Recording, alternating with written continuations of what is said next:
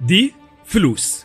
ومدحت قمر الدين كان نفسه قوي ان هو يجيب فلوس كتيره قوي زي ناس كتيره مننا، بس كان بيفتكر دايما ان الفلوس حاجه وحشه، ان البني ادم اللي معاه فلوس كتيره واللي عايز يبقى عنده فلوس كتيره هو يا اما بني ادم طماع، يا اما بني ادم جشع، يا اما اناني او عايز مصلحته بس.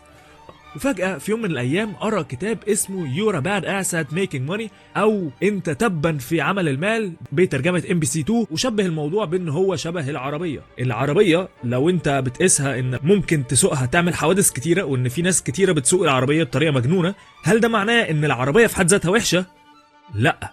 فمدحت قمر الدين فهم الموضوع ده، ولقى بعد كده أن الفلوس ذات نفسها هي طريقة علشان الناس تمشي حالها بيها، علشان بدل لما واحد يبقى عايز كيلو كنافة وواحد يبقى عايز كيس قصب بس ما عندهوش حاجة خدمة او منتج يقدمها للحلواني علشان يديله كيس الكنافة، فاخترعوا حاجة اسمها الفلوس هي أداة هتديها لبتاع الكنافة عشان يديلك الكنافة، وفي نفس الوقت بتاع الكنافة الحلواني يقدر ان هو يدي الفلوس لحد تاني هو عايز منه حاجة تانية. فبالتالي هي عملة موحدة أو أداة موحدة كلنا اتفقنا عليها، إن والله لما تعوز حاجة هتستخدم الأداة دي، فده بحد ذاته ما يقولش إن الأداة وحشة ولا حلوة. وكتاب ضرب مثال كمان وهو اللابتوب.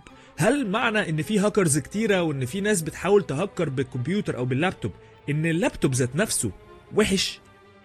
لا، ده معناه إن اللابتوب ذات نفسه هو حاجة ولا هي وحشة ولا هي حلوة، هي نيوترال، هي عادية. مدحت قمر الدين فهم ساعتها ان هو يقدر يجيب فلوس عادي ويبقى عايز يجيب فلوس كتيرة، ده مش عيب، وان هو يقدر يطلب من الناس فلوس لان هي أداة، فطبيعي الأداة دي هي اللي هتخليه لو هو مش محتاج خدمة او منتج من الشخص فهو محتاج أداة تساعده ان هو يجيب هو منتجاته وخدماته اللي هو محتاجها.